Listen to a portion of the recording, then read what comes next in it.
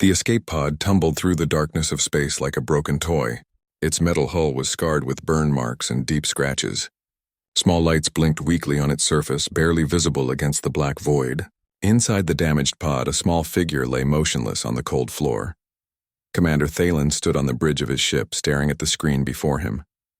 His purple skin gleamed under the bright lights. His 4 eyes focused on the floating object his crew had detected. The Vraxian commander was tall and thin, with long arms that ended in 3-fingered hands. He wore the dark uniform of the Vraxian military, decorated with symbols of his rank. "What is it?" Thalen asked his scanning officer. The officer tapped at his console, reading the data that appeared. "It appears to be a human escape pod, Commander. Very small. Life signs detected inside, but weak."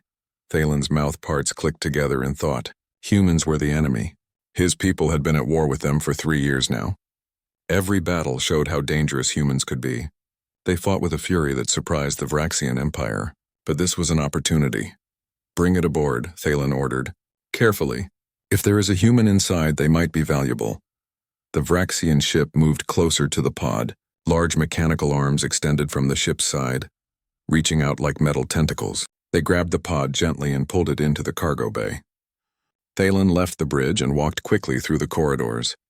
His crew members stepped aside as he passed, showing respect for their commander. In the cargo bay, soldiers stood ready with weapons pointed at the pod.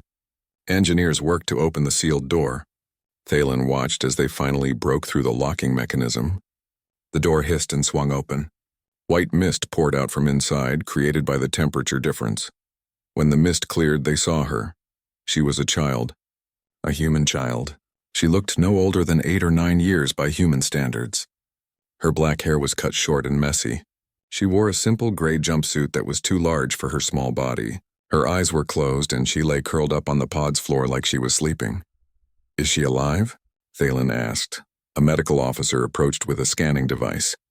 He moved it over the child's body, reading the information it provided. "Yes, Commander. Heart rate is slow but steady. She appears to be in some kind of sleep state. Perhaps the pod's emergency systems put her into stasis to preserve her life." Thalen looked down at the small human.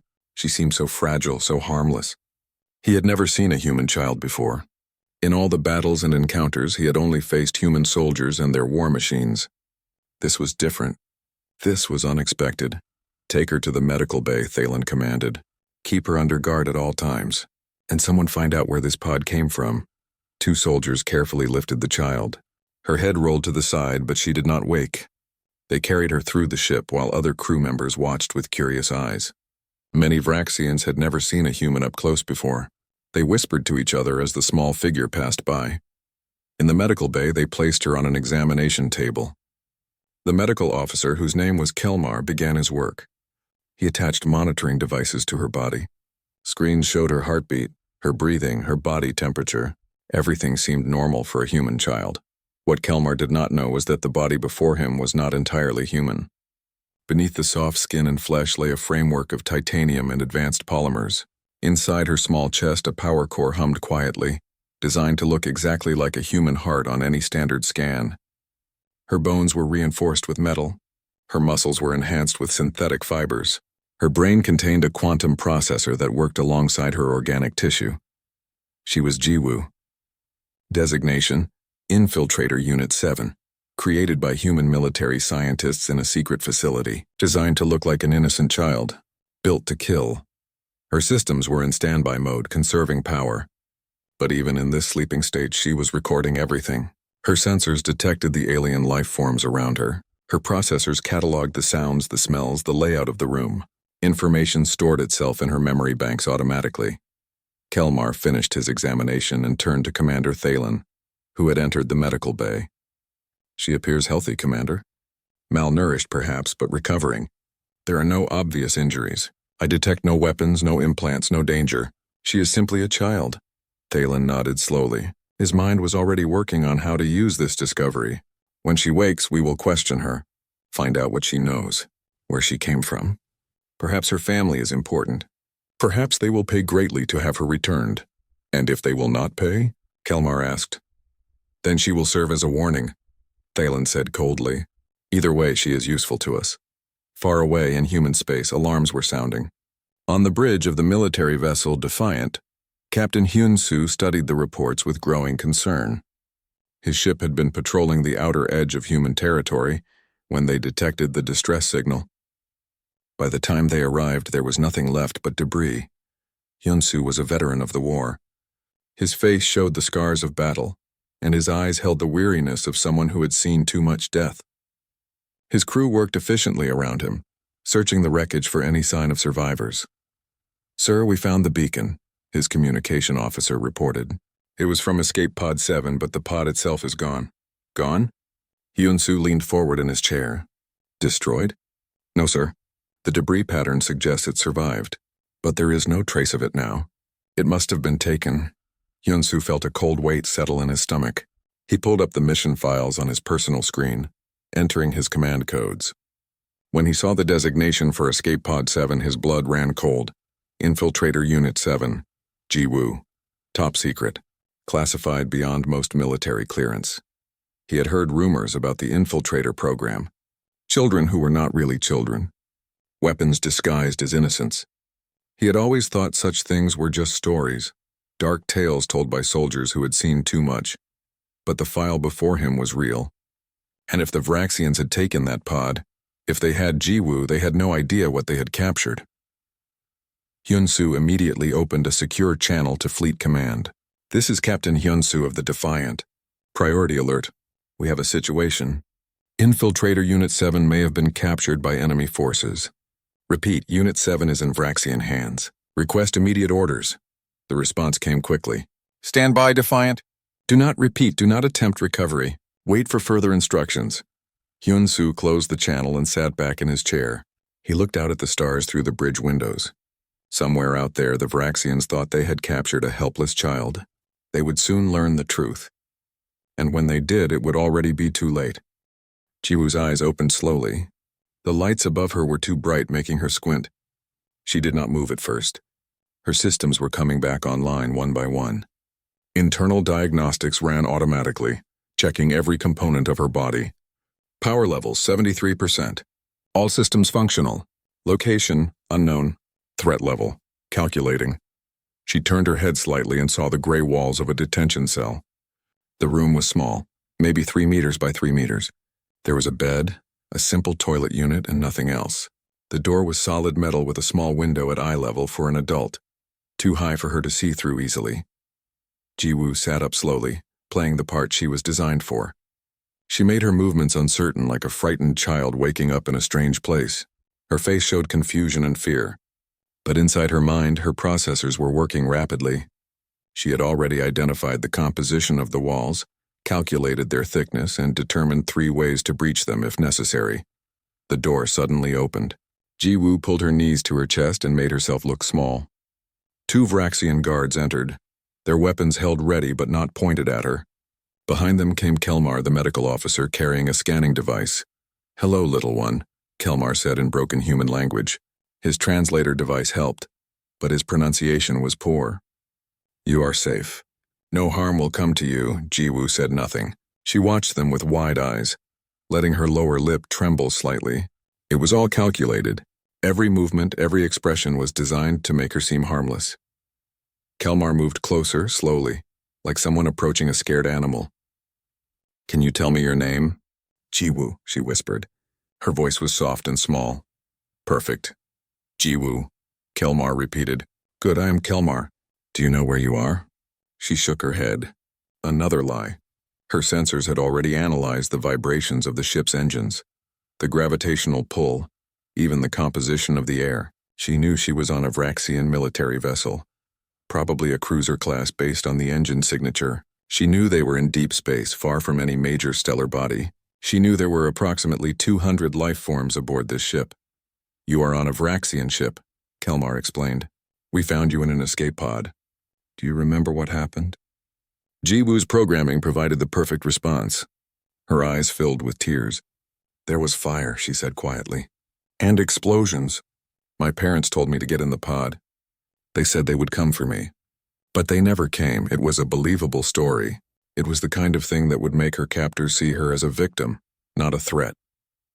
Kelmar's expression softened. Even through his alien features, Jiwoo's facial recognition software detected the emotional response. Sympathy. Good. I am sorry, Kelmer said. War is difficult, especially for young ones. The guard shifted uncomfortably. One of them, younger than the other, looked away. Jiwoo filed away this information. Potential weakness. Emotional vulnerability.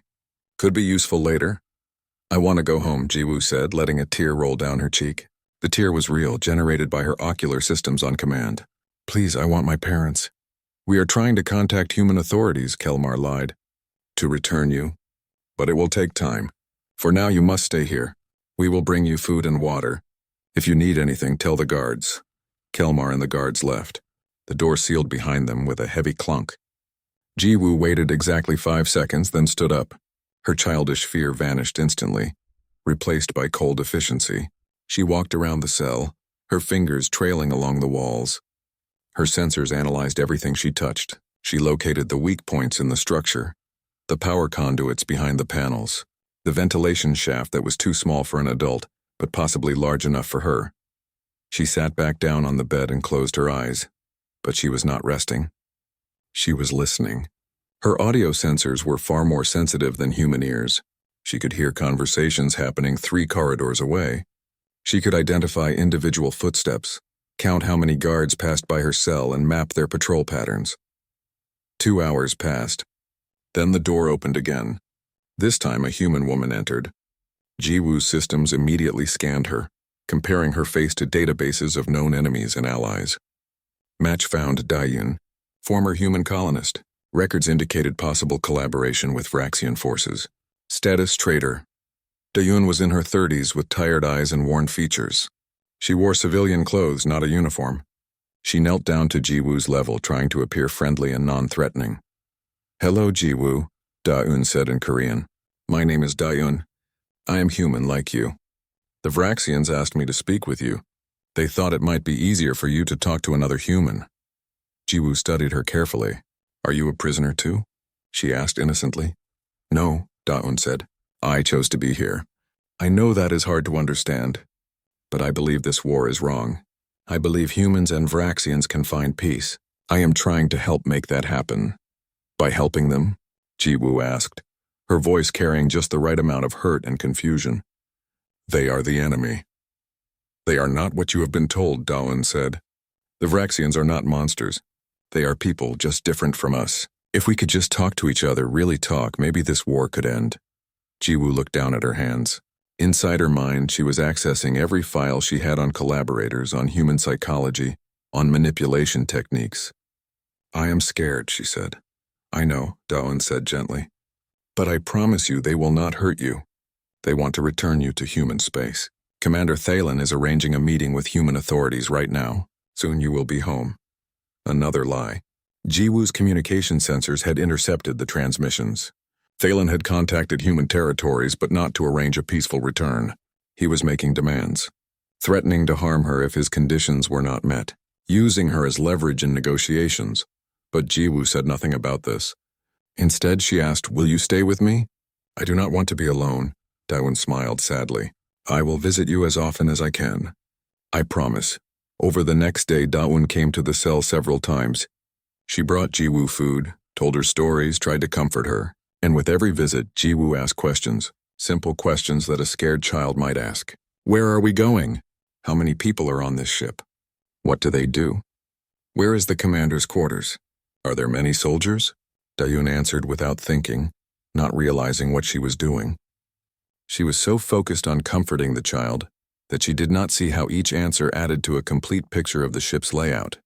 Crew complement and security measures. Jiwoo also observed the guards who brought her meals. She learned their names by listening to their conversations. There was Rexon, the older guard who was tired and wanted to retire. There was Vol, the younger one who was nervous and jumpy. She learned when the guard shifts changed. She learned which corridors were busy and which were empty during different times of the day. Her processors never stopped working. Every piece of information was analyzed, categorized, and added to her tactical database. She built a complete 3-dimensional map of the ship in her memory. Even though she had never left her cell, she identified the locations of the engine room, the weapon systems, the bridge, the life support controls.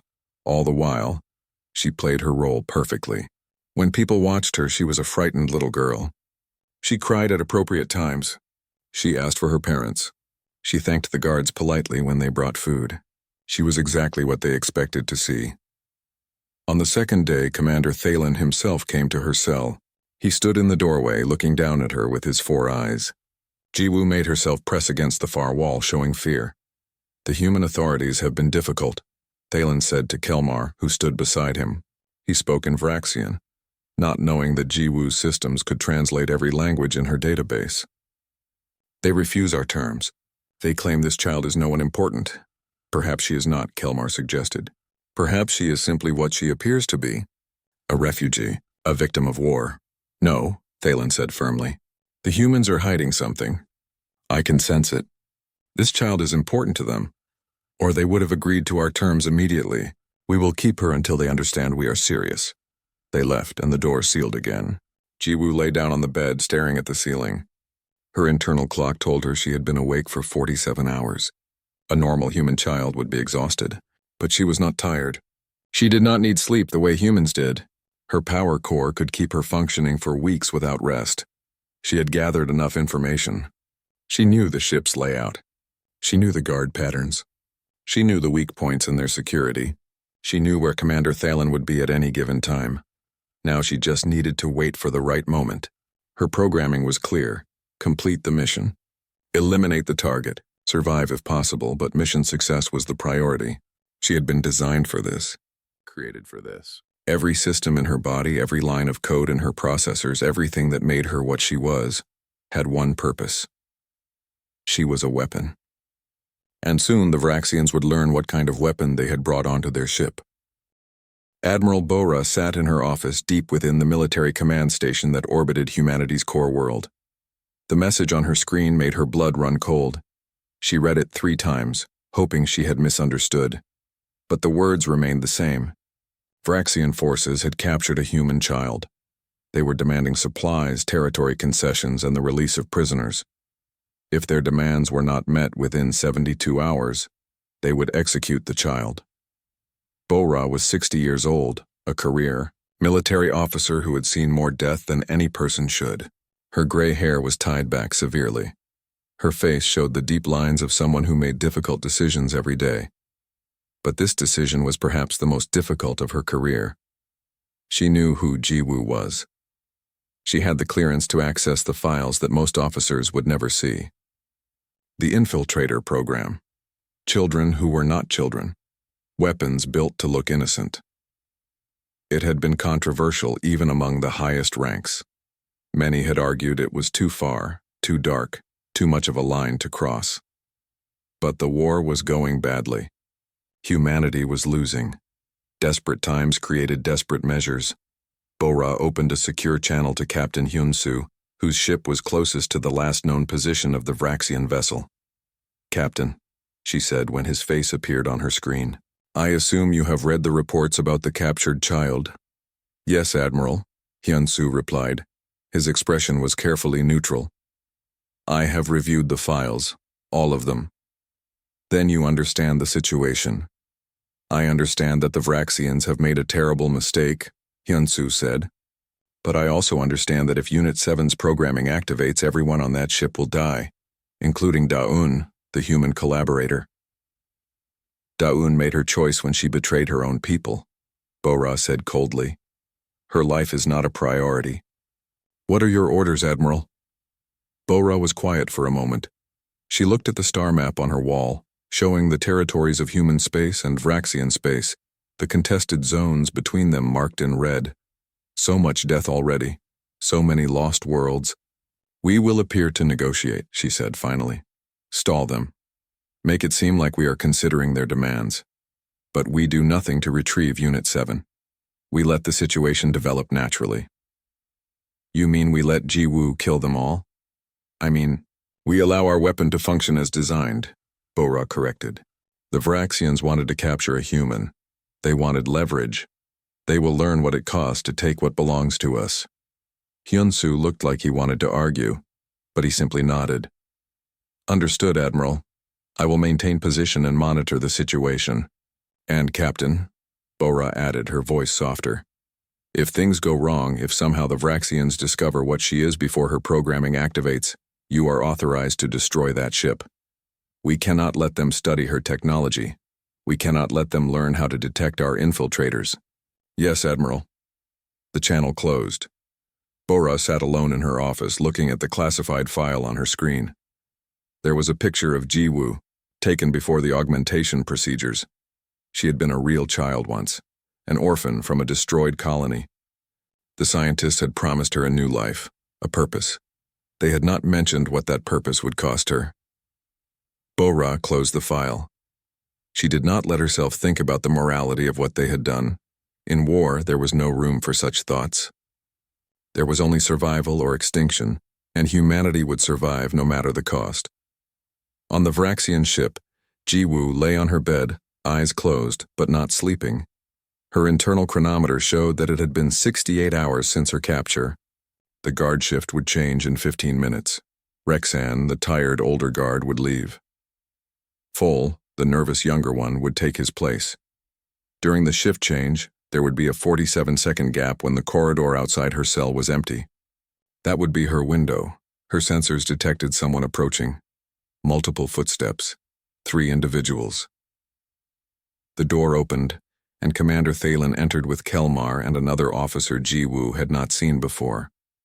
This one was female, with red markings on her purple skin indicating a high rank.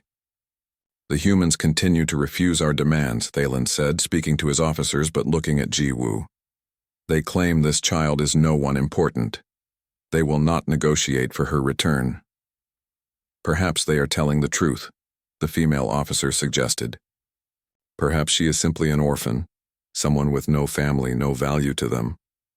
"Impossible," Thalen said. "Look at her. She is healthy, well-fed. Someone cared for her. Someone will miss her." Jiwoo sat up on her bed, wrapping her arms around her knees. She made her eyes water with tears. "Why do they not want me?" she asked in a small voice. "Did I do something wrong?" Kelmar stepped forward. "No, child. You did nothing wrong. The humans are just being difficult. It is not about you." "But they do not want me back," Jiwoo said, letting her voice break. "That means no one loves me. No one cares if I live or die." The female officer looked uncomfortable. "Commander, perhaps we should reconsider our approach. Using a child as leverage was already questionable. If the humans truly do not care about her fate, then we gain nothing by keeping her." "No," Thalen said firmly. "The humans are lying. They are testing us, seeing if we will follow through on our threats. We must show them we are serious." "You mean kill her?" Kelmar asked, shocked. "Commander, she is an innocent child." "Whatever. Your feelings about humans, surely you cannot—" "I will do what is necessary for the Empire," Thalen interrupted. "The humans need to learn that there are consequences for their defiance. If they will not negotiate, then they will learn through loss." He turned and left the cell. The other 2 officers followed, but Kelmar glanced back at Jiwoo with something that looked like pity. The door sealed shut. Jiwoo's facial expression did not change, but inside her mind, her processors made a calculation. Threat level had increased. Mission parameters adjusted. Immediate action required. She had been waiting for the optimal moment, the perfect opportunity. But if Thalen planned to execute her, that moment would never come. She would have to act now. She stood up and walked to the door, pressing her ear against the metal. Her audio sensors penetrated through the solid material, picking up sounds from the corridor beyond. She could hear Rexon's footsteps as he patrolled. She could hear the distant hum of the ship's engines. She could hear conversations from nearby rooms. And she could hear something else. A slight irregularity in the power flow through the walls. The ship's electrical system had a flaw, a minor design defect that the Vraxians probably did not even know existed. It was small, barely noticeable. But Jiwoo's sensors could detect it, and her processors could exploit it. She placed her hand flat against the wall panel near the door. Her synthetic skin concealed a network of electronic interfaces. She connected to the ship's power grid, sending carefully crafted signals through the system. To anyone monitoring the ship's functions, it would look like a random fluctuation, a minor glitch, nothing important. But Jiwoo's signal traveled through the electrical system to the detention block's security controls. It found the locking mechanism for her cell door, and it unlocked it. The door did not open immediately. That would trigger alarms. Instead, it simply became unlocked, waiting. Jiwoo walked back to her bed and sat down. She checked her internal chronometer. 12 minutes until the guard shift change. She waited.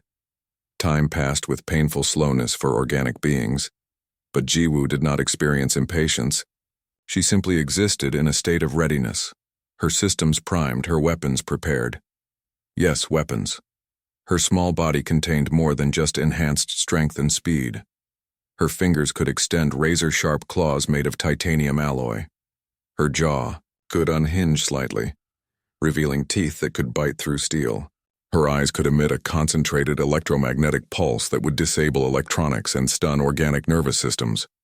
She was a predator disguised as prey. The chronometer reached 0.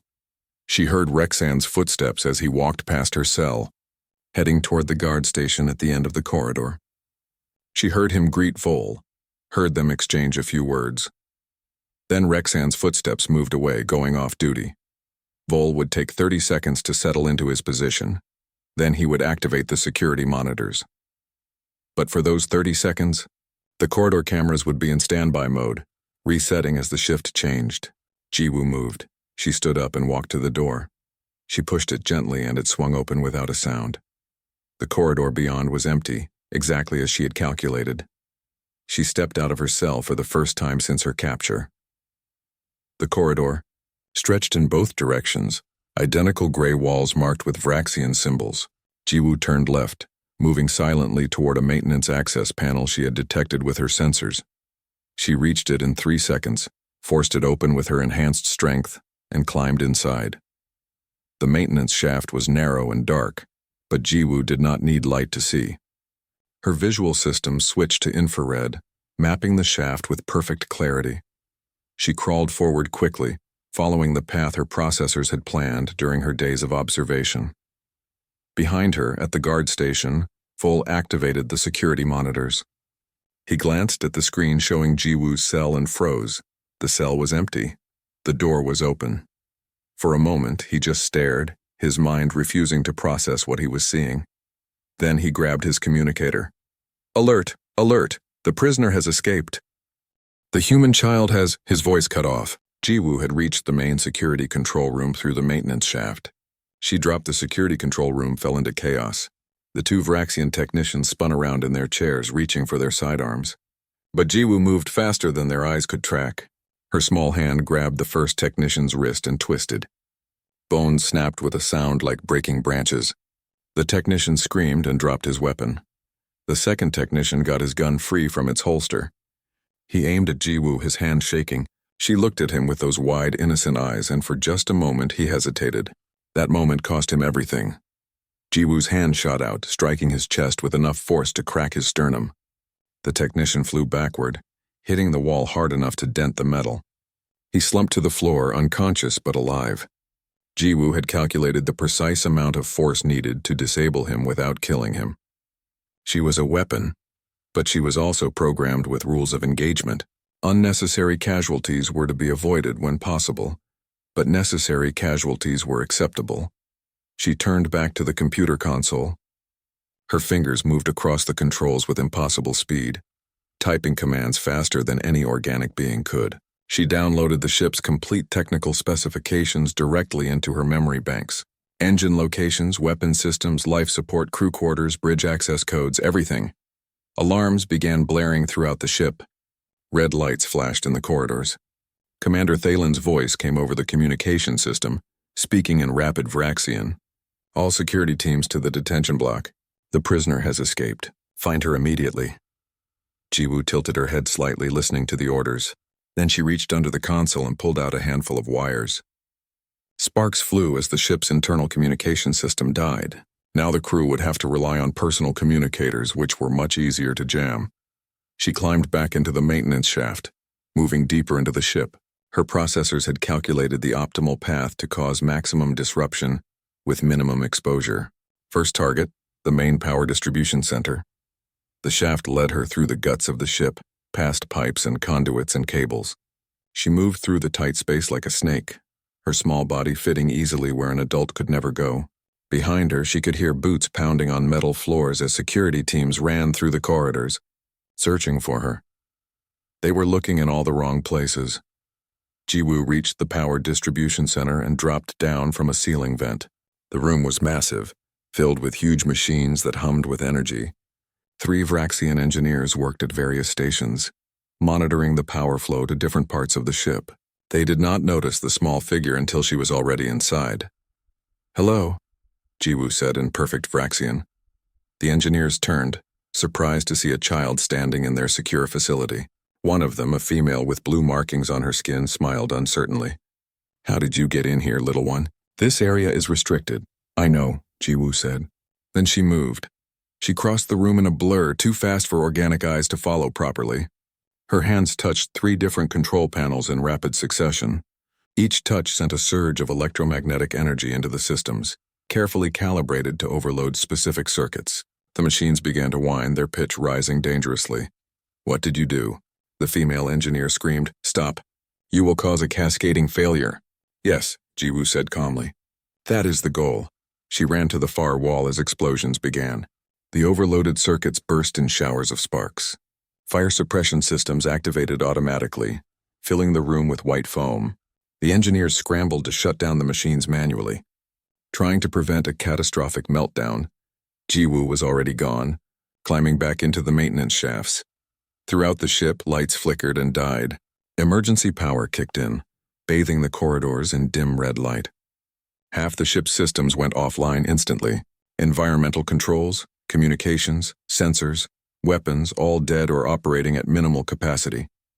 Commander Thalen stood on the bridge, gripping the railing as the ship lurched. "Status report," he demanded. "Power failure in the main distribution center," an officer reported.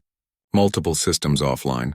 We are trying to reroute through backup systems, but something is blocking our commands." That something was Jiwoo.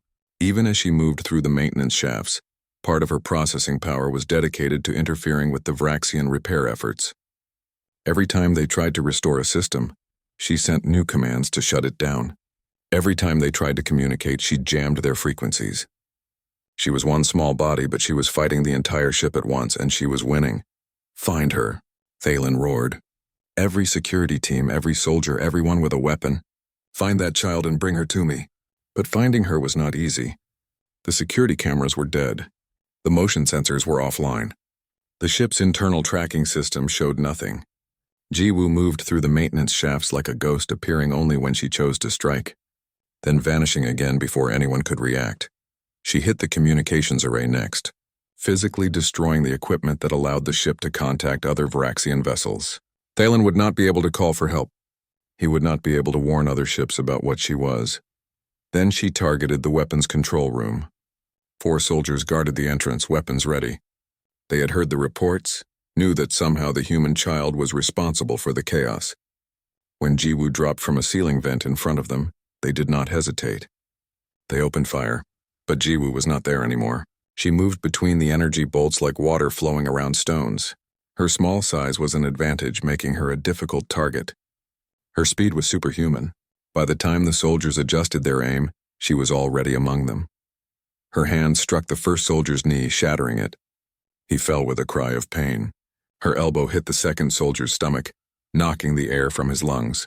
The third soldier tried to grab her, but she twisted away from his grip and kicked his weapon from his hands.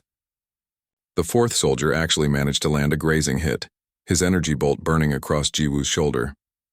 The synthetic skin bubbled and melted away, revealing the titanium frame beneath. The soldier stared in horror, finally understanding that this was no ordinary child. Jiwoo's hand closed around his throat, not crushing but squeezing just hard enough to cut off blood flow to his brain. He went limp in seconds. Jiwoo entered the weapons control room. 2 technicians were inside, cowering behind their consoles. "Please," one of them begged. "We have families. Children of our own." Jiwoo paused. Her facial recognition software analyzed their expressions. Genuine fear, genuine pleading. Her programming included certain ethical constraints, rules about non-combatants, about unnecessary death. These technicians were not soldiers. They had not threatened her. "Leave," she said simply. "Go to the escape pods. Abandon this ship." They did not need to be told twice. They ran from the room, leaving her alone with the weapon systems. Jiwoo's hands moved over the controls, entering commands that would disable every weapon on the ship. Missiles, energy cannons, point defense systems, all offline. The Vraxian cruiser was now defenseless. Kelmar found himself in the medical bay, treating the wounded security officers that were starting to arrive. Broken bones, concussions, burns, all inflicted by a child who apparently was not a child at all. His hands shook as he worked, his mind struggling to understand. Dayun burst into the medical bay, her face pale with shock. "Kelmar, what is happening? The soldiers are saying the child is attacking the ship." "That cannot be true. She is just a little girl." "Look at the wounds," Kelmar said, gesturing to the injured Vraxians. These were caused by incredible strength, precise strikes, combat training. "Dayun, that child is not what we thought." "But I spoke with her," Dayun protested. "I comforted her." She cried. "She was afraid. She was lying," Kelmar said. "Or we were seeing what we wanted to see." An explosion rocked the ship. The lights flickered again. Dayun grabbed a wall to steady herself. "We have to stop her. We have to find her and what?" Kelmar interrupted. "Did you see the soldiers who tried to stop her? She went through trained warriors like they were nothing. What can we do?" Dayun ran from the medical bay, her mind racing. She had to find Jiwoo. Had to talk to her. There had been something real between them, she was sure of it. The child could not be just a machine. There had to be some humanity left inside her. She ran through the corridors, following the sounds of fighting and destruction. She saw security teams rushing past, their faces showing fear rather than determination. She saw crew members fleeing toward the escape pods, abandoning their posts. The ship was falling apart, and at the center of it all was one small child. Dayun found her in the engineering section. Jiwoo stood in front of the main engine core, her hands on a control panel. Her shoulder was exposed where the energy bolt had burned away her synthetic skin. Metal gleamed in the emergency lighting. Her expression was calm, focused, showing no emotion at all. "Jiwoo," Dayun called out. The child turned, and for a moment Dayun thought she saw recognition in those eyes. "You should leave," Jiwoo said. "This ship is going to lose life support soon. Get to an escape pod. Why are you doing this?" Dayun asked Muvi. Commander Thailand burst onto the bridge, his uniform torn and scorched. He had been in the lower decks trying to organize a response when the engine alert started screaming. Now he stood before his command station, watching his ship die around him. "Status," he demanded. "Engine core is destabilizing," his chief engineer reported, her voice shaking. "Someone has manually overridden all safety protocols. We cannot stop it remotely. Someone would have to go down there and fix it manually, but the radiation levels are already fatal." "The child," Thalen said, his voice full of bitter understanding. "It was always the child. Sir, we need to evacuate. We have maybe 5 minutes before the core breaches." "No," Thalen said. "Ready my personal transport. I am going to the engine room." "Commander, that is suicide. That thing murdered my crew," Thalen roared. "It destroyed my ship. I will not run from it." He grabbed a plasma rifle from a dead security officer and ran toward the engine room. His body ached, his lungs burned. But rage drove him forward, pushing past exhaustion and fear. He would face this monster that wore a child's face. He would kill it even if it cost him his life. The corridors were almost empty now. Most of the crew had already fled to the escape pods. Thalen passed by wounded soldiers, damaged equipment, sparking wires hanging from the ceiling. His beautiful ship, his command, reduced to a dying wreck in less than an hour. And all because of one human child that was not a child at all. He reached the engine room and kicked the door open. Jiwoo stood in the center of the room, her small form illuminated by the pulsing red glow of the destabilizing core. She turned to face him, her expression blank. "You," Thalen said, raising his weapon. "What are you?" "Infiltrator Unit 7, Jiwoo replied. "Designation Jiwoo. Mission status 93% complete." "You are an abomination," Thalen spat. "A perversion of nature. What kind of species would do this to a child?" "A species at war," Jiwoo said simply. "A species fighting for survival. You would do the same if you could." "Never." Thalen fired his weapon. The plasma bolt should have vaporized Jiwoo instantly, but she moved impossibly fast, the bolt passing through empty air. She crossed the distance between them in less than a second. Her small hand grabbed the rifle and crushed it like paper. Thalen struck at her with his bare hands, using all 4 of his arms in a flurry of blows. But Jiwoo blocked every strike, her movements precise and efficient. She did not fight like a child or even like a human. She fought like a machine designed for combat, every motion calculated for maximum effectiveness. "Your mission is complete," Thalen said, backing away toward the door. "You have destroyed my ship. Why not let me leave? Why not show mercy?" "You are a high-value target," Jiwoo said, advancing on him. "Vraxian military commander. Your elimination serves the mission parameters." "I am a father," Thalen shouted. "I have younglings waiting for me at home." "Please," Jiwoo stopped. Her head tilted slightly, processing his words. In her memory banks were files on Vraxian biology, Vraxian culture. She knew that Vraxians raised their young in family units, similar to humans. She knew that Thalen was telling the truth. Her programming had rules about non-combatants, about unnecessary casualties. But Thalen was not a non-combatant.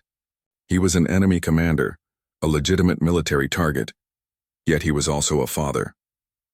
For a long moment, Jiwoo stood motionless, her processors running through decision trees, weighing mission priorities against ethical constraints. The engine core pulsed behind her, growing more unstable by the second. "Go," she said finally. "Evacuate. You have 2 minutes." Thalen did not question it.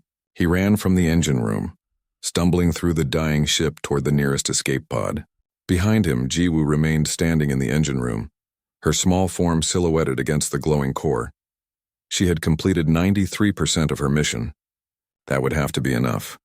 She accessed the ship's communication systems one final time, sending a coded signal into space, a human military frequency, her extraction code.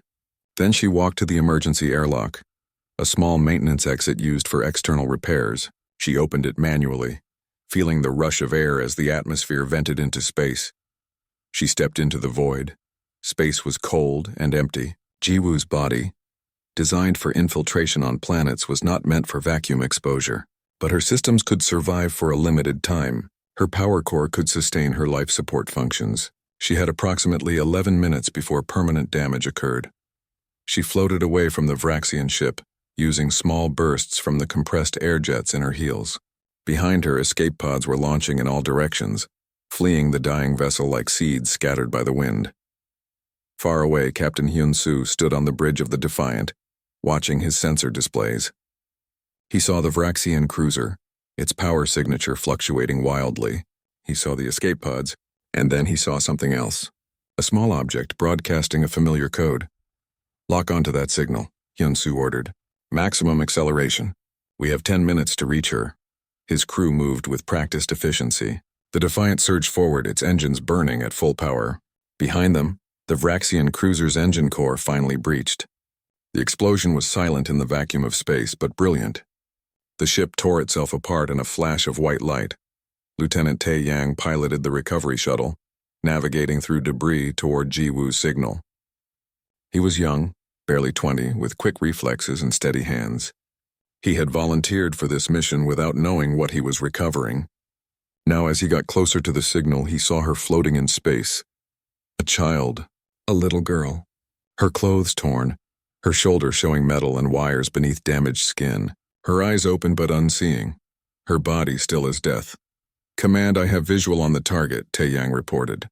It is a child." "Negative," Captain Hyun-soo's voice came through the speaker. "That is Infiltrator Unit 7. Retrieve immediately." Tae Yang extended the shuttle's recovery arm, carefully pulling Jiwoo inside. The airlock sealed, and atmosphere flooded back into the chamber. He checked her vital signs, not knowing what he was looking for. Heartbeat slow but present, body temperature cold, no breath, but the medical scanner showed life signs. "Target recovered," Tae Yang reported. "Bringing her in now." When they brought Jiwoo aboard the Defiant, the medical team was waiting. But Captain Hyun-soo ordered them to take her directly to a secure containment cell, not the medical bay. Security officers escorted the unconscious child through the corridors while crew members whispered and stared. Admiral Bora arrived 6 hours later, her personal transport docking with the Defiant. She went straight to the containment cell where Jiwoo lay on a simple bed still unconscious. Her systems were in emergency power mode, slowly repairing the damage from vacuum exposure. Status? Bora asked the technician monitoring the containment systems. Power levels at 41% and rising. Systems are in automatic repair mode. She should regain consciousness within the next 3 hours. Bora looked at the small figure through the reinforced window. She had authorized the creation of the infiltrator program. She had reviewed every report, every test result. She had approved sending Jiwoo into the field. And now she had to decide what came next.